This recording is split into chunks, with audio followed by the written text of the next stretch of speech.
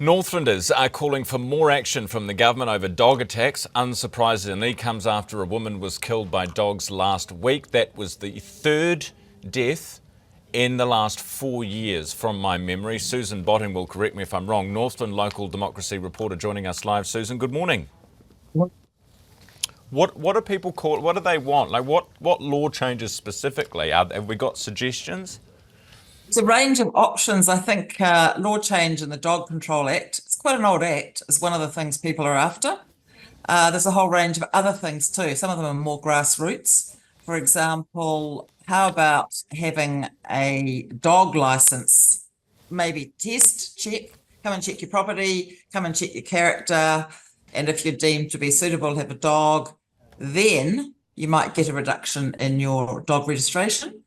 It's interesting too, because, councils are in a changing world and they've quite got their backs against the wall as far as income and expectations around rates capping. At the moment, most councils fund their dog work and completely through registration. So maybe they might need to consider funding that work through general rates, but then how does that work with rates capping? It seems to me that things are rather out of control, and I'd like to think that somehow we could all get together and resolve this matter. There's a huge range of things. We've even got feral dogs near Cape Reinga going around making things difficult for trail walkers. We've got people arming themselves with sticks and worried about sending their kids to school. We've got a whole range of things. It's quite a problem. And recently I put questions to the Prime Minister following the awful attack in Kaipara. And I asked him, is New Zealand still a first world country with these deaths? As you say, there have been 3 of the 4 last fatal dog maulings in New Zealand have been in Northland. And a huge range of people, there have been 4 altogether in the last 4 years, from a 4-year-old in Katikati in the Bay of Plenty to the 3 others in Northland, ranging from 78 to 62. So it's not really okay. Yeah. So what did he say? He didn't answer. Well, I'm not surprised to hear that, Susan, unfortunately. And I too have been a person who 2 Rottweilers decided to rush at and on a morning walk, and the owners were fined. It was quite a few years ago now in Whangarei. They were fined $200.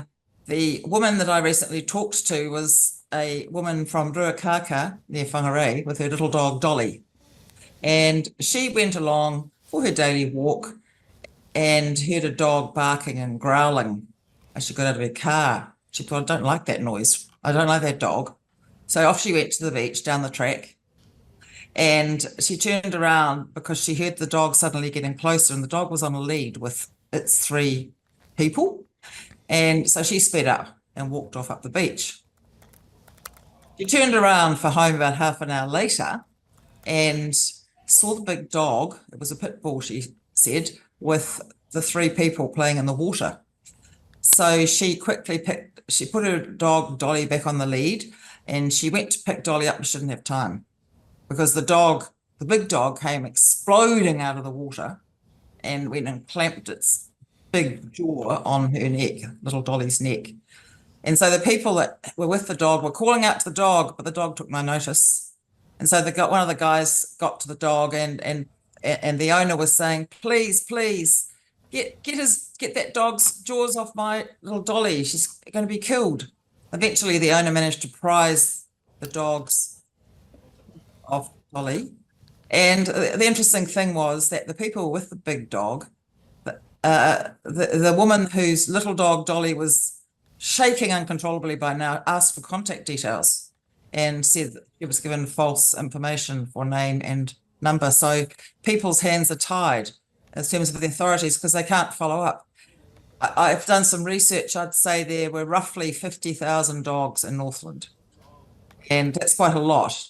And also around other places in the country. I noticed Auckland Council recently has said we want to beef up dog control legal backings. We're hardly keeping our head above water, even though we've got more capacity than many other councils. So it's really, really worrying situation. And what does that do for tourism?